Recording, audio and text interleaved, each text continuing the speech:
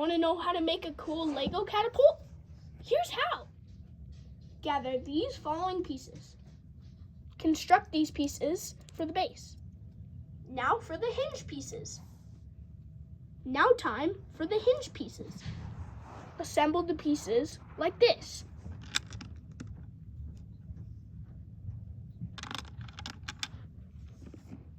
Attach the stick like so and insert this piece.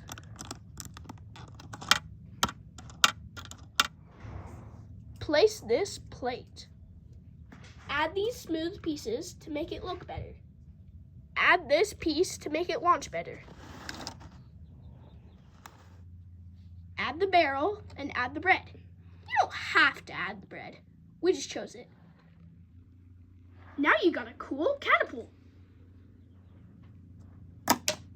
Like and subscribe for more content.